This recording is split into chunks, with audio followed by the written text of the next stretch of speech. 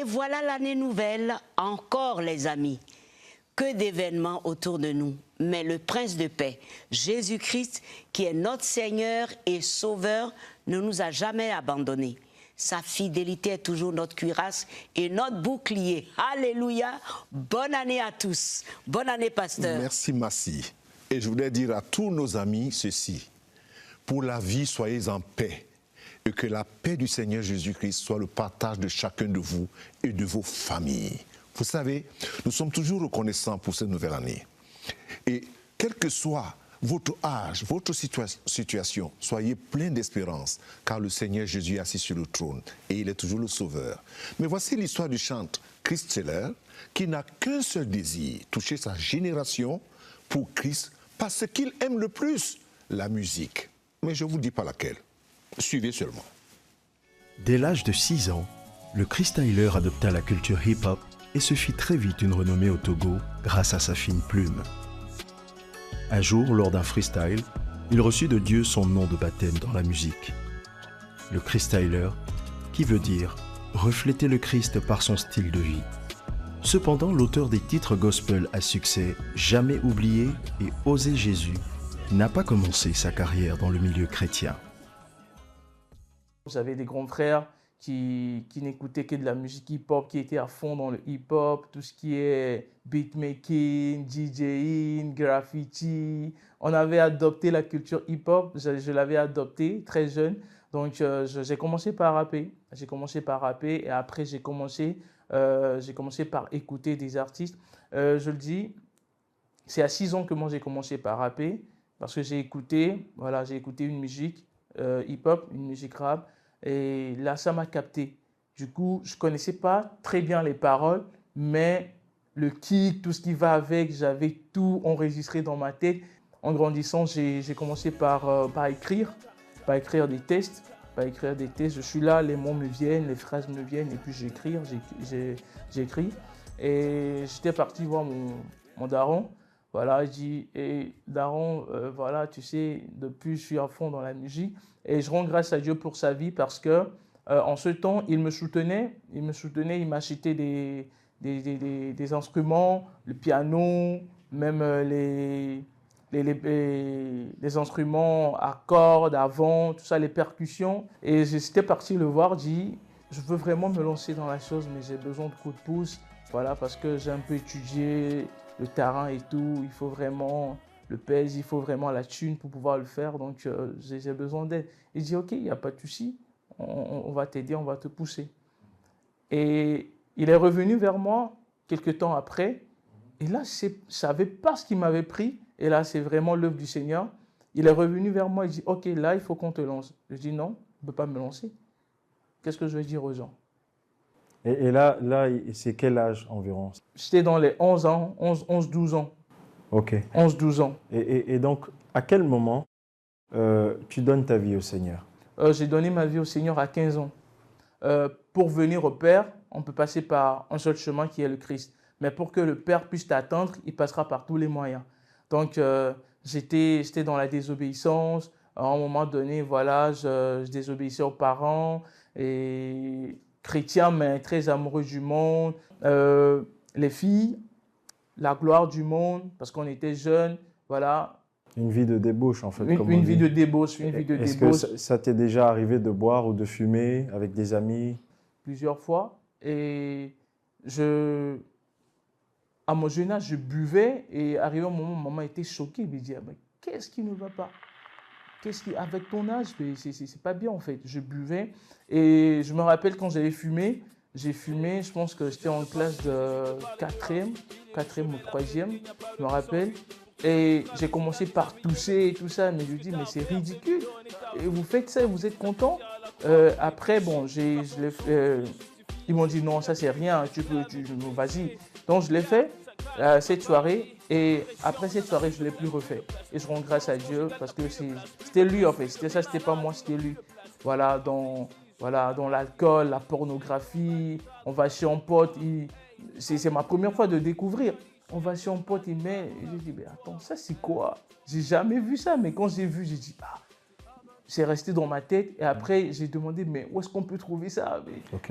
Et à quel moment, justement, tu reprends conscience, tu reviens sur le droit chemin, le Seigneur t'appelle à le servir.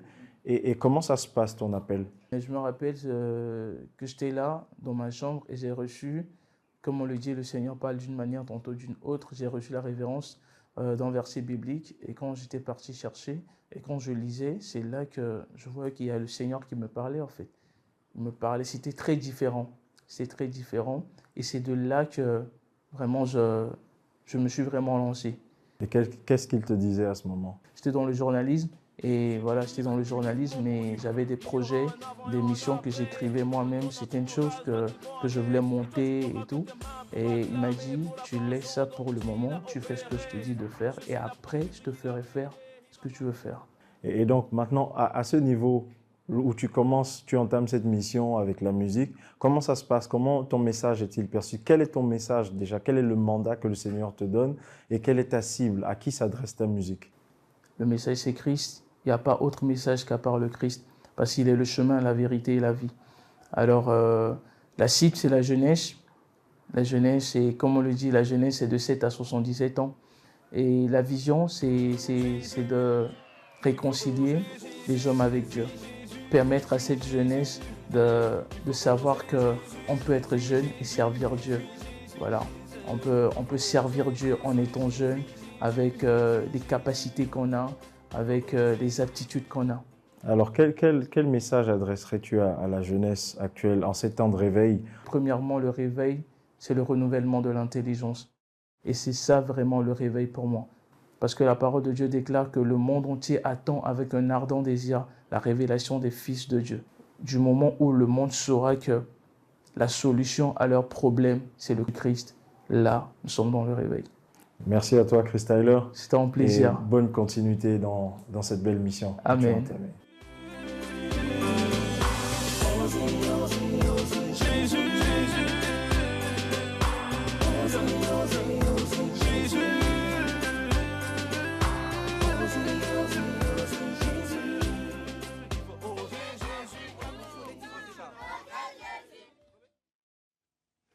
Et oui, toucher les jeunes avec leur propre langage.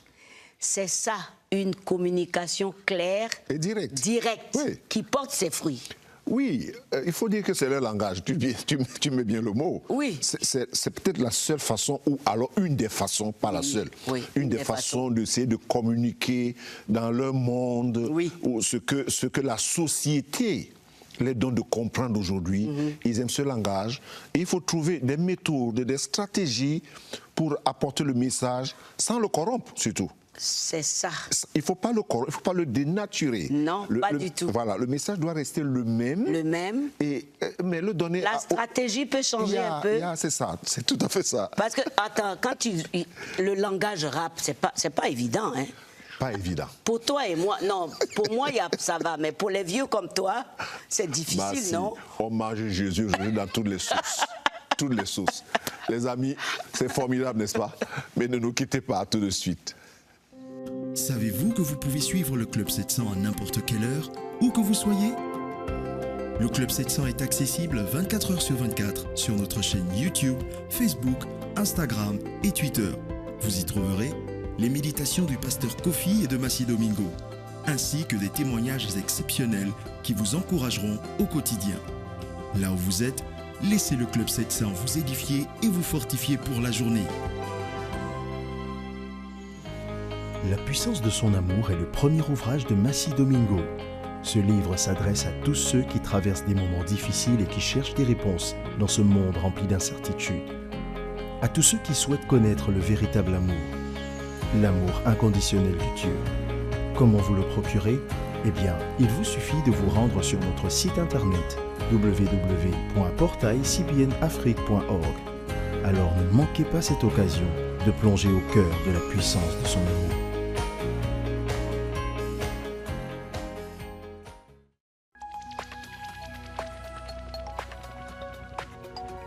Si vous avez des questions spirituelles, des besoins de prière ou même si vous avez besoin de conseils, n'hésitez pas à nous contacter aujourd'hui au numéro suivant.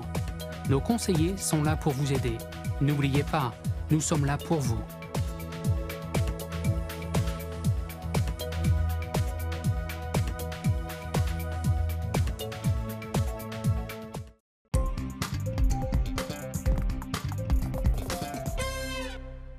Encore bonne année à tous. Le Club 700 nous montre encore les grands miracles de Jésus-Christ. Par exemple, Bobby, pris en sandwich lors d'un grave accident de voiture, n'avait aucune chance de survie. Les docteurs demandaient même aux parents de tout débrancher. Mais qu'est-ce qui va se passer? Suivez. Ici les secours? Je voudrais signaler un accident. Où ça? J'ai besoin d'une ambulance. Quelqu'un a besoin d'une ambulance? Oui, un garçon à la tête en sang sur le siège arrière. La plante est Lexi Haza, âgée de 18 ans. Le garçon était son frère Bobby, âgé de 16 ans. J'étais en état de choc. Ses yeux étaient complètement fermés. On aurait dit qu'il dormait. Bobby faisait marche arrière dans l'allée de leur père lorsqu'une autre voiture percuta le côté conducteur. Le choc fut si violent que les secours le retrouvèrent sur la banquette arrière de la voiture. Il était complètement inconscient. Il ne réagissait pas à la douleur et ne bougeait aucun de ses membres. Au fil des ans, j'ai vu de nombreux patients aussi gravement blessés et je ne voyais pas comment ils pourraient s'en sortir. Alors que Bobby fut transporté d'urgence à l'hôpital le plus proche, Lexi appela sa mère Heather qui vivait à 1 heure de route. J'étais à 45 minutes de là. En conduisant, je pensais à chacun de mes enfants. Tout défilait devant moi et la seule chose à faire était de prier. Je ne pouvais rien faire d'autre. Heather et le reste de la famille se retrouvèrent à l'hôpital à Legacy Emmanuel de Portland, dans l'Oregon. Ils y trouvèrent Bobby dans le coma et sous respirateur. Une IRM confirma qu'il avait subi un traumatisme cérébral et une fracture du cou. On a l'impression d'être dans le brouillard. Ça rentre par une oreille et ça sort par l'autre. Je ne sais pas ce que c'est que de perdre un enfant. Je ne veux pas le savoir. Je ne veux pas vivre plus longtemps que mes enfants. Les médecins soignèrent le cou de Bobby et prirent des mesures pour réduire le gonflement de son cerveau, mais ne donnèrent à la famille que peu d'espoir de le voir sortir du coma, à supposer qu'il survive. S'il se réveillait un jour, il serait tétraplégique. On s'est assis là et on a pleuré. Après 8 jours passés en soins intensifs sans amélioration, les médecins annoncèrent à la famille que Bobby avait besoin d'une trachéotomie. Certains médecins conseillèrent d'arrêter complètement le respirateur artificiel. Ils sont allés droit au but. Il ne bouge pas. Il ne réagit pas. Il ne fait rien. Il va être alité pour le reste de sa vie. Je me souviens très bien d'être retournée voir Bobby en sanglotant. Mais le cœur d'une mère sentait que ce combat n'était pas terminé. Je ne veux pas que Bobby soit dans un état végétatif jusqu'à la fin de sa vie. Ce n'est pas une bonne chose, mais ce n'est pas ce que je ressentais. Je sentais que Bobby allait aller mieux. C'est la seule prière que j'ai faite, maintenir Bobby en vie. La famille approuva donc la trachéotomie. Ensuite, avec un grand groupe d'amis, ils organisèrent une veillée de prière à l'extérieur de l'hôpital. Lors de la veillée de prière, j'ai dit que je devais le remettre entre les mains de Dieu. Je ne l'avais pas encore fait. Si ce n'est pas le moment pour vous de partir, alors il fera des choses extraordinaires. Son état resta stable au cours des jours suivants, mais il ne montrait aucun signe d'amélioration. À ce moment-là, une tempête de prières déferlait sur les réseaux sociaux, sa mère et ses 3 sœurs refusant de quitter son chevet. J'ai littéralement remercié Dieu chaque jour pour que Bobby marche et parle comme avant. Merci Jésus de guérir la colonne vertébrale et le cerveau de Bobby. Merci de lui permettre de marcher et de parler comme avant. Merci Jésus que sa mémoire soit aussi claire que le jour. Je l'ai simplement remercié pour les choses que je savais qu'il allait accomplir. Nous nous sommes dit, Dieu, nous avons besoin de toi, je n'ai rien d'autre. Bobby dort, ces gens ne peuvent rien faire pour Bobby. Il faut que tu le réveilles. Nous avons besoin d'un miracle.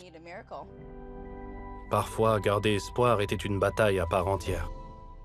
Je le regardais et je pensais, mon Dieu, pourquoi as-tu fait ça? Je ne voyais pas la lumière au bout du tunnel. Mais la lumière allait venir. Bobby était aux soins intensifs depuis 2 semaines lorsqu'ils commencèrent à remarquer des petites améliorations. Bobby, regarde par ici. Bravo. Il se mettait soudain à bouger le bras, le coude ou la tête. Il suffisait d'un pouce levé pour que nous nous disions « Ah, merci mon Dieu !» Oui, nous avions besoin de ce pouce levé aujourd'hui. La journée a été dure, nous avions besoin de ce pouce levé. Bientôt, les signes d'espoir se multiplièrent. Nous lui avons donné un peigne et il s'est mis à se brosser les cheveux. Il est obsédé par ses cheveux. Alors quand on l'a vu faire ça, on s'est dit « Ok, c'est Bobby. Ce n'est pas un réflexe. » Au bout de 4 semaines, les médecins purent retirer la sonde trachéale de Bobby et le placer en rééducation. Peu à peu, il sortit du coma. Un jour, il put enfin parler. La première chose qu'il a dite, c'est « maman ». Ils ont travaillé très dur pour qu'ils disent « maman ». J'ai commencé à pleurer. Bobby fit de la rééducation pendant 10 semaines, reprenant des forces et réapprenant les bases de la vie, comme marcher et se nourrir. Chaque jour était un nouveau défi, mais il savait qui pouvait le ramener à la vie. Je ne tenais littéralement qu'à un fil. Il était si facile de le rompre. Mais Dieu l'a tiré vers le haut et il s'est transformé en corde. Parce qu'aujourd'hui, je suis presque complètement comme avant. Bobby continue de se rétablir et de reprendre des forces. Lui et sa famille remercient Dieu pour chaque nouveau jour. Cela prouve que la prière n'est pas un mythe et qu'elle fonctionne. Il fait des miracles. Il fait des miracles et il guérit. Je regarde Bobby tous les jours. C'est un miracle en mouvement. Il ne devrait pas être ici. S'il est ici, il ne devrait pas faire ce qu'il fait. C'est incroyable de penser que Dieu peut prendre quelque chose et le transformer de la sorte. Eh bien, les amis, la foi des parents a fini par triompher et payer le prix.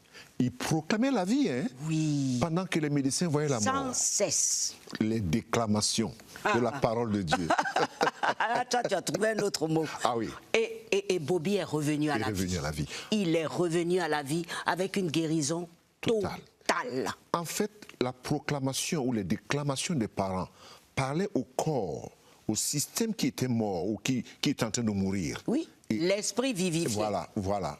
Et c'est ça le miracle de la puissance de la guérison qu'il y a dans le nom de Jésus. Oh, dans le nom de Jésus, dans la parole de Dieu. Il y a la guérison, il y a la délivrance. Le Seigneur est magnifique. Il est magnifique. Quelqu'un doit entendre ça. Les amis, il est magnifique. Ne nous quittez pas à tout de suite.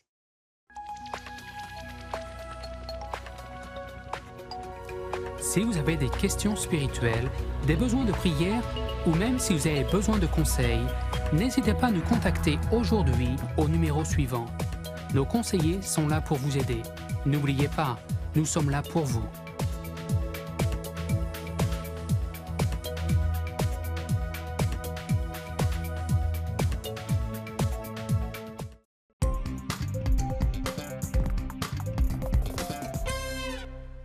Vous êtes toujours au Club 700, votre émission préférée. Le docteur Robert Jeffrey, un ami que j'écoute beaucoup, disait ceci. Ce que signifie avoir l'Esprit céleste. Si vous êtes ressuscité avec Christ, recherchez les choses d'en haut, où Christ est assis à la droite de Dieu. C'est dans Colossiens 3, le verset 1. Mais comment rester concentré sur votre vie de citoyen du ciel, tout en étant encore résident sur terre?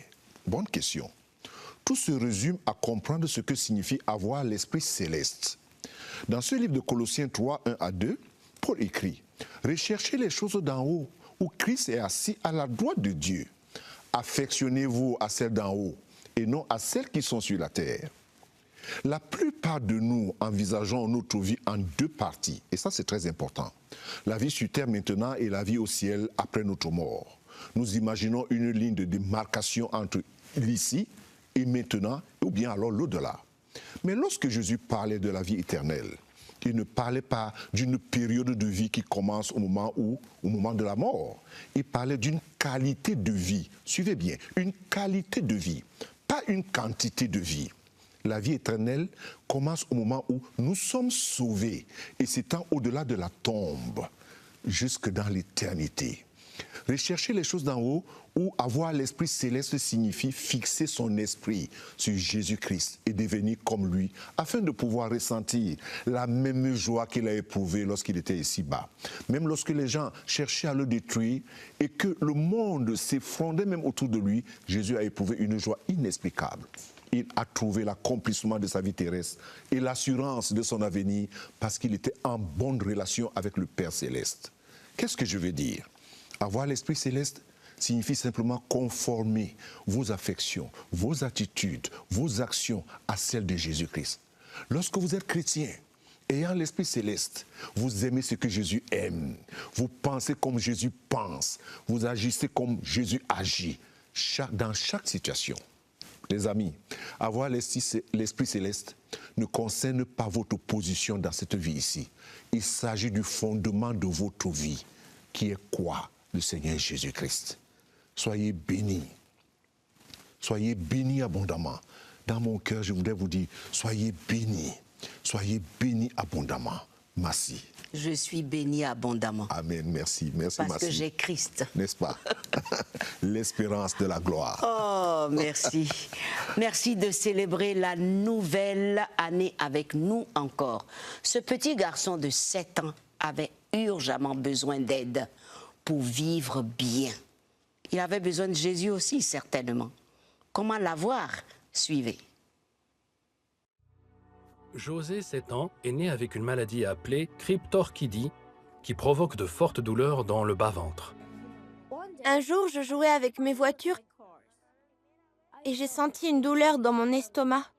J'ai dit à maman que cette boule me faisait mal et je lui ai montré mon ventre. Il a dit que la douleur était encore plus forte lorsqu'elle survenait la nuit. La nuit, je ressentais des douleurs très vives. J'avais tellement mal que j'ai cru que j'allais mourir. J'ai dit à ma mère que si je mourais, elle me manquerait. José vit dans une communauté isolée du Mexique. Ses parents parvinrent enfin à économiser suffisamment d'argent pour l'emmener dans une clinique.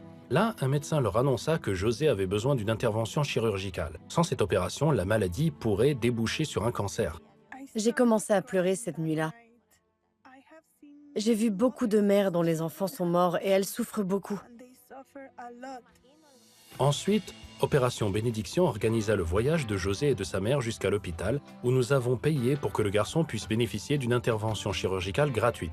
L'opération fut un succès et José fut rapidement en mesure de courir et de jouer sans peur et sans douleur. Je suis heureux car je peux tout faire. Je n'ai plus mal au ventre. Merci beaucoup aux personnes qui soutiennent Opération Bénédiction. Merci d'avoir contribué à mon opération. Et grâce à Obi, José a été opéré gratuitement. Une opération gratuite qui a sauvé sa vie. Alors nous remercions tous nos partenaires pour cette œuvre humanitaire. Oui. Pasteur, nous sommes à la fin de l'année est venue, la nouvelle année a commencé. C'est l'occasion. Il faut commencer avec des bonnes œuvres, voilà, des bonnes résolutions. Voilà. Alors, d'après toi, qu'est-ce que on peut souhaiter? On peut souhaiter que tous nos amis du Club 700 et les nouveaux et les anciens prennent des nouvelles résolutions pour la nouvelle année et participent parce que non seulement cela nous encourage, mais cela bénit les autres.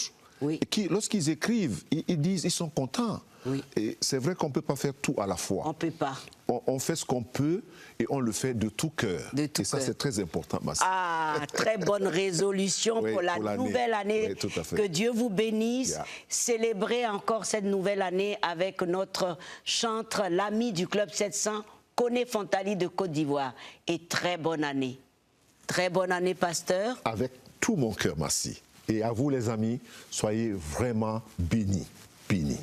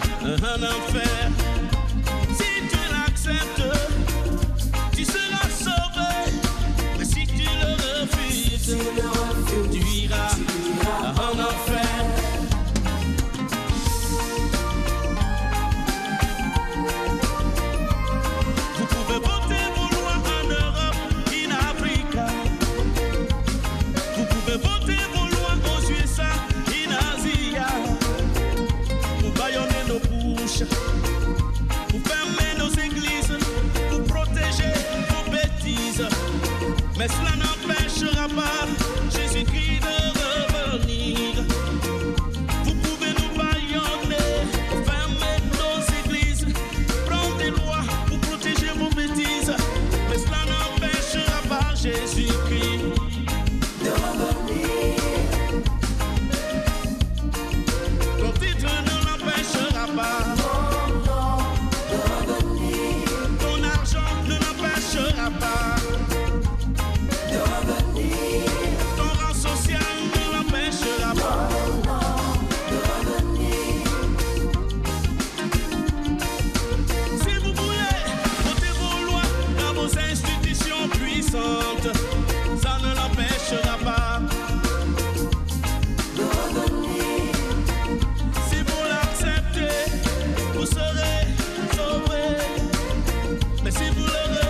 pousser, vous irez en enfer.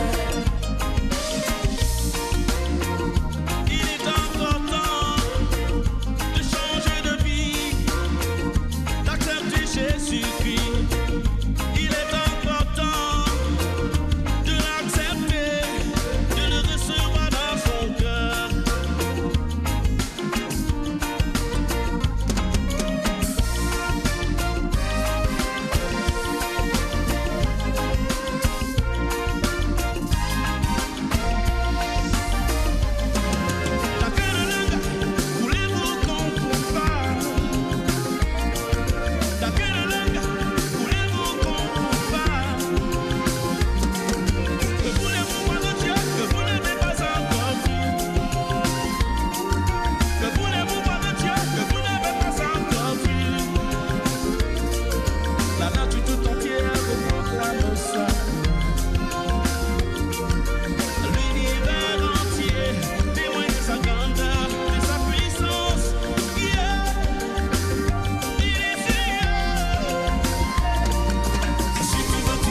C'est tant mieux pour toi, si tu veux le voir, c'est toi qui paiera. Jésus est Seigneur, il demeure Seigneur, il reviendra du corps pour chercher son église. Wanto chiro bosi, rara skere, lama borosi o kokobansa, il est bébé ronski, yarabasan karabaro.